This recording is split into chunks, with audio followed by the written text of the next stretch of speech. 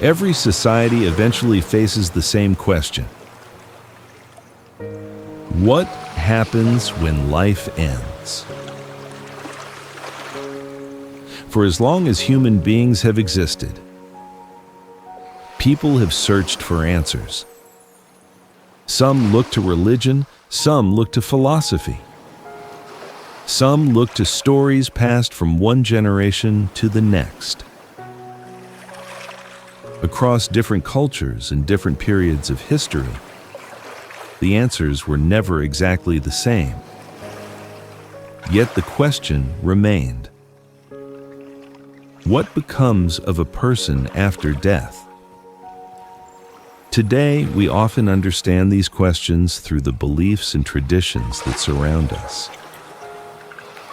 But long before modern institutions shaped life in these islands, the people who lived here had their own understanding of death, their own rituals, their own beliefs,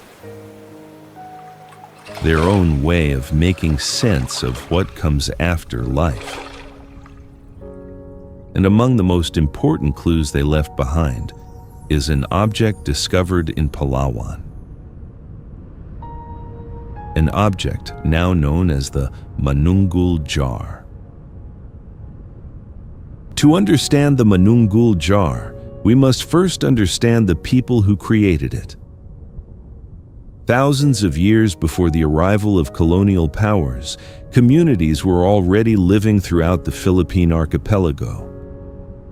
They traveled across water, established settlements, developed systems of trade, created tools, produced pottery, and formed traditions that helped explain the world around them. Life in these islands was closely connected to nature.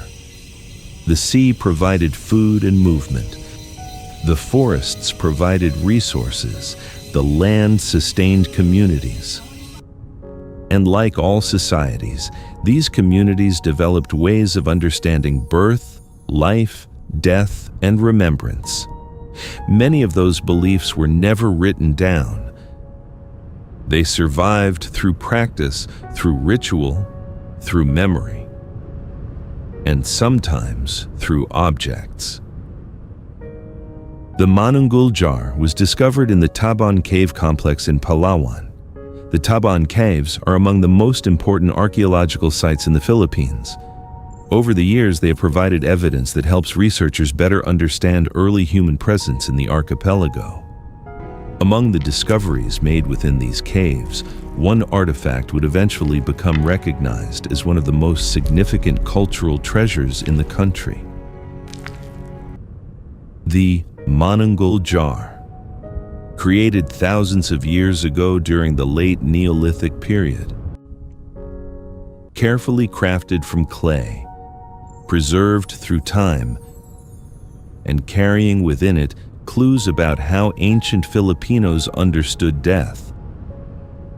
At first glance, the Manunggul Jar appears simple. It is a clay burial jar, decorated with intricate designs, carefully shaped by hand. Yet, its importance goes far beyond craftsmanship, because this object was never meant to be ordinary. The jar was associated with a form of burial practice known today as secondary burial. In this tradition, the deceased was first buried elsewhere. Later, selected remains would be gathered and placed within a burial container. This second stage carried deep significance. It reflected care, memory, and continued connection between the living and the dead. The Manunggul Jar was part of that process. The most recognizable feature of the Manunggul Jar is found on its lid. A small boat, two human figures, a scene no larger than the palm of a hand, yet one that has become among the most famous images in Philippine archaeology. Researchers generally interpret the carving as representing a journey. One figure appears to guide the vessel, The other appears to be the passenger. Together, they travel across water, not as traders, not as fishermen, but as participants in a passage beyond life. The image is significant because it offers insight into how ancient communities may have understood death, not as a sudden ending, but as a journey requiring guidance, a transition from one state of existence to another.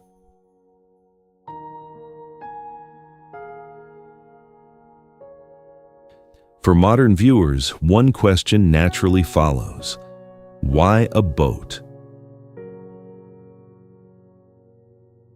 The answer may lie in the environment where these communities lived. The Philippines is an archipelago.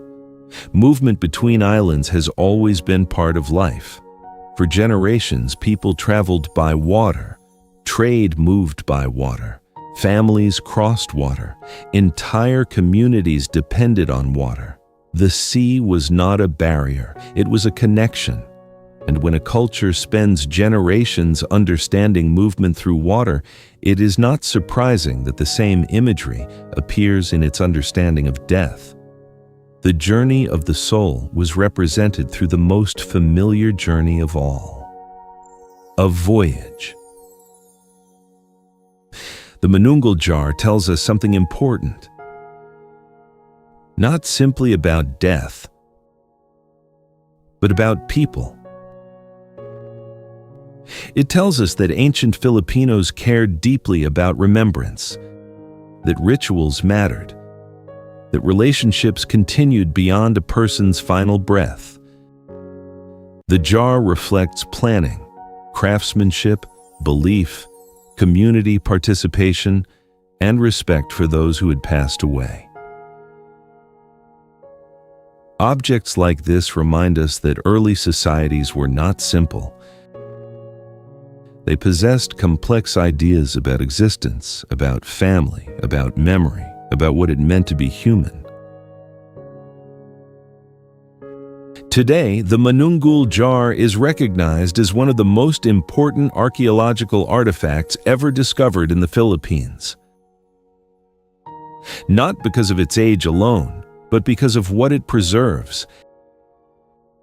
It offers a rare glimpse into a worldview that existed long before written records became common in these islands. A worldview that might otherwise have been lost. Through archaeology, preservation, and continued study, the jar allows modern generations to learn from the people who came before them. It serves as a reminder that history is not only found in documents, sometimes it survives through objects. The Manunggul Jar is often described as a burial artifact. And it is. But it is also something more. It is evidence that people living in these islands thousands of years ago asked the same questions we ask today. Questions about life, questions about death, questions about what it means to be remembered. The answers they found may not be the same answers held today, but the search itself remains familiar.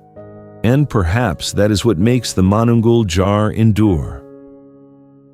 Not simply because it survived the centuries, but because it reminds us that across time, across cultures, and across generations, people have always tried to understand the journey of being human.